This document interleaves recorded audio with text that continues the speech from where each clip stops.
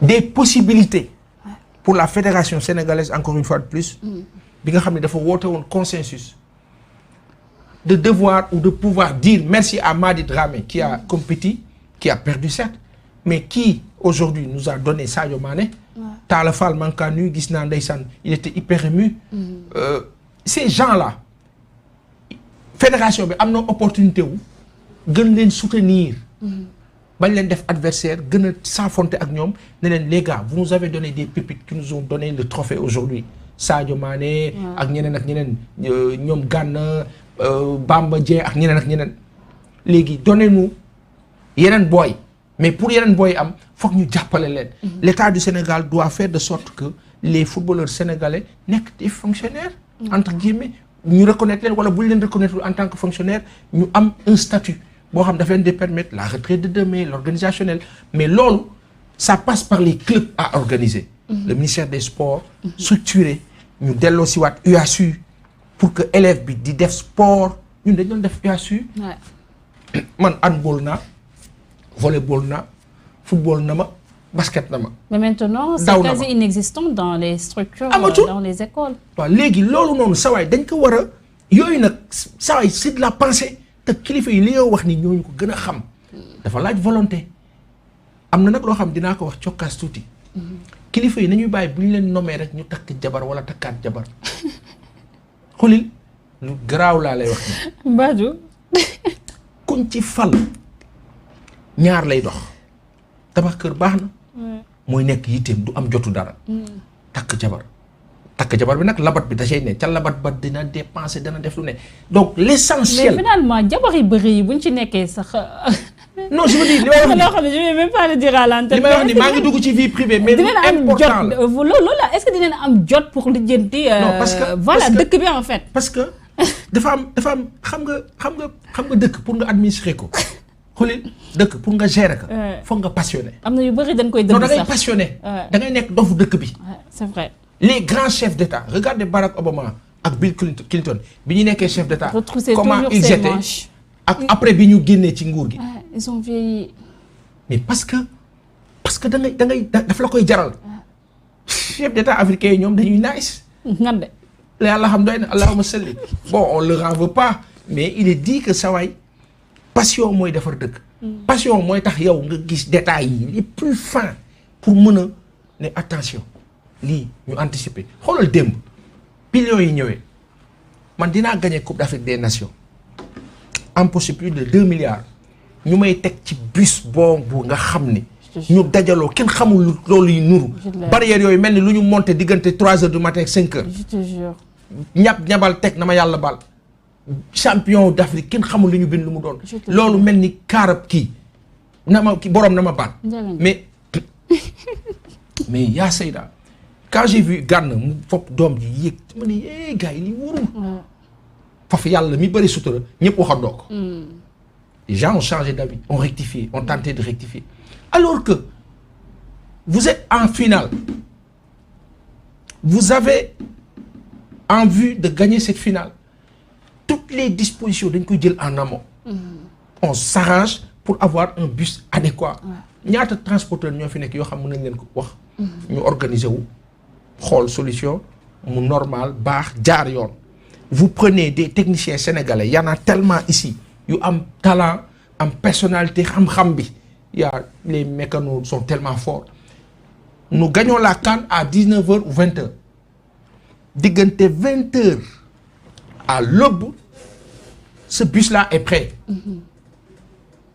mais alors ça veut dire que sur le plan organisationnel am na yu bëri yu ñu war a rectifier ça veut dire aussi les bonnes gens à leur place mais boo jëlee Baye Assane teg ko fu ñuy defaree ndox te xamul ci dara parce que wéy dama ko bëgg a jàppale booy bi xam nga temps yi deful dara foog mu jàpp ci yooyu aussi ça pose problème mais loolu yëpp nag boo gisee mu am dysfonctionnement beeg nga gis Pa Assane gis benn 20 000 francs bu mu war a dóor fii ci benn tuyauterie am lu ñu war a ñab-ñabal mu ne non bàyyi ma sànjaafu ko di jéem parce que 20 000 la taxaw mais parce que dëkk bee metti c'est vrai dëkk bee tar je te jure un bon chef d'État qu'est-ce qu'il fait bon je veux que ma nation s'émancipe économiquement et socialement je les éduque mais pour les éduquer il faut que je leur donne à manger. mais pas seulement cadre de vie bi laa bëgg ñu taxaw si non neexul ba neexul il faut que ñu reconnaître ko tamit suñu dëkk bi aussi dafa jaxasoo poussière beeg tilim beeg yooyu on en parle aussi pas seulement. tey est-ce que tey Sénégalais yi mérité woon dox si ay routes yoo xam ne bitumé tali am cadre bu rafet aussi. parce que suñu dëkk yi booy dund nii mais boo koy xool ci télé bi. c'est pas joli à voir pas ça. le maire de Dakar. Pape Diop sunu baay boobu il a beaucoup fait à Dakar. Khalifa Ababacar Sall est venu emboîter ses pas, a beaucoup fait. Le pavage que Khalifa mettait en place, c'est parti de Pape Diop, de Khalifa, qu'il mettait en place malheureusement.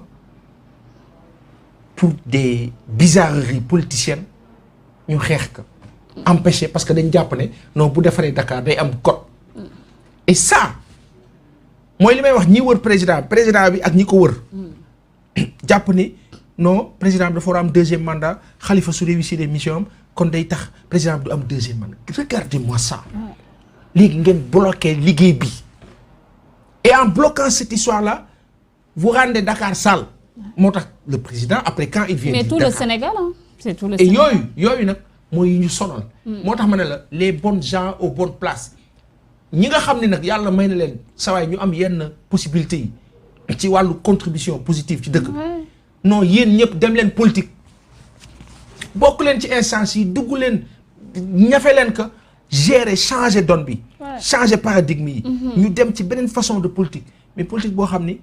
Ndiab non du ko fi amee ma dem 2 heures du matin kër Pa Assane non wuy ma say nañ ko bu doxalee booy dañ naan moom la de yooyu la parce que le rapport n'est pas bon mais c'est le leader qui transcende et qui fait changer la donne mooy impulser Sénégal ku ko bëgg a defar da ngay fexe nit ñi am le manger accessible lekk naan boo ko waxee nag ñi sant Diaw Gueye ak habitat ak habitat c'est un réel problème ñi sant Gueye ak Diaw dañ naan saa yi moom waxi lekk rek lay wax.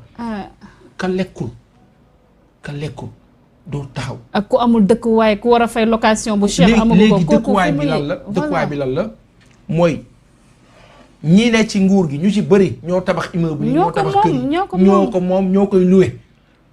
profit bu bare boo xam ni yàlla xam doy na nguur gi aussi jouer le jeu parce que aujourd'hui quand vous taxez et surtaxez tout ciment yokk fer yokk pont yokk ak la ca des leneen ak leneen mais incidence bi c'est comme ça. mais la c'est à location l'État à Dakar c'est vraiment mais c'est l'État du Sénégal moom moo def loolu État du Sénégal bi yokk suukar bi tey moo bëgg loolu moo yokk ceeb moo yokk leneen moo bëgg toujours ay keesam di fees parce que xamul tax nous avons des dirigeants malheureusement je dis pas que c'est le cas du président Sall ak ñi mu àndal. mais ni ñuy gérer affaire bi xam nga mooy lan gis nga ñoom bu ñu soxlaa ndox ah non il y en a assez il y a beaucoup de packs il y en a non j'appelle il m'envoie cette facilité qu'ils ont mais peuple bi pourtant loolu la bëgg mais pourquoi vous l'avez et le peuple ne l'a pas et vous dites à ce peuple là non président mu ngi leen di liggéeyal faafaxanaat boobu moo sonal nit yi moo tax nit ñi parfois dire dañuy jékki-jékki mais mere leen donc un chef d'État intelligent une équipe intelligente dañuy diligenter bàyyi xel nag les critiques objectives et la pression positive bi ñuy teg seen kaw ni Aliou Cissé doxalee nangu critiques yi rectifier le tir nguur bi noonu la war a tëddee rectifier. parce que ñu jeexalee ak l'équipe nationale en tant que telle les joueurs ils sont tous bons man xawma match mais je pense qu'ils sont voilà un match sa équipe moo koy gagné mais. Man Sadio Mané son humilité ça me dépasse aussi est-ce que tey warul servir d'exemple pour toute la jeunesse sénégalaise. Mais écoutez Sadio Mané il est comme Aliou Cissé. Aliou Cissé Sadio Mané Ousmane Sonko je dis bien waxuma waxi politique de.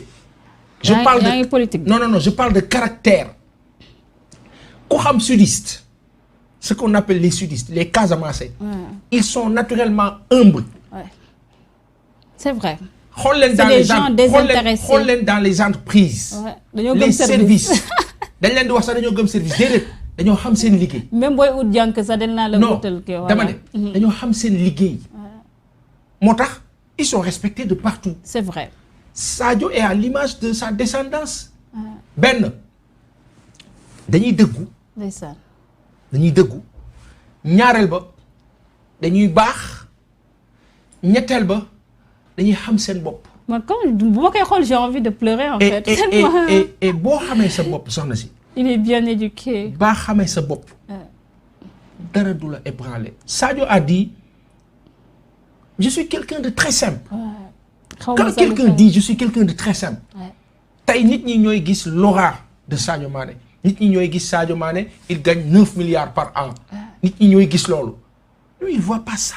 lui il vit les gens qui le connaissent qui te disent quand il débarque à Bambali le gars il va prendre dem jëli mango yi dagg ay mango. ñëw toog ci buntu kër teg baam ne gars yi teg leen ataaya teg di mais parce que loolu la xam parce que tamit sa waay ce sont les valeurs les vertus et les bonnes mœurs qui font les gens.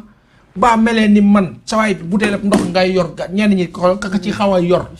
boo yoree sa compte 200 000 francs. quelqu'un qui gagne 9 milliards par an. xulil ab bouteille ba ndox ngay yor sa mouchoir ak sa kii romb nit ñi ça va parce que malheureusement ku ci nekk ak na nga toll. Sadio yàlla na yàlla lafal ko cat. macha allah may ko fan wu gudd. macha allah gudd mook ñi ñu àndal ñëpp. équipe beeg waa fédération. ministre beeg ñoom ñëpp yàlla na yàlla guddal seen fan. ñu dund ba seen ay sëtaat te lii jik leen. te mu nekk tàmbaliwu trophée 2023 trophée coupe du monde trophée Aliou jël ba doyal jébbale keneen jël.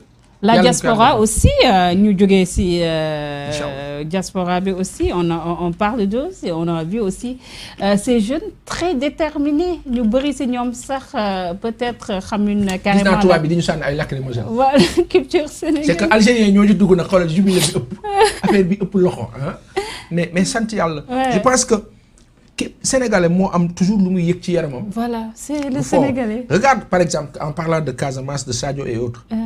on a vu ce qui s'est passé avec nos soldats.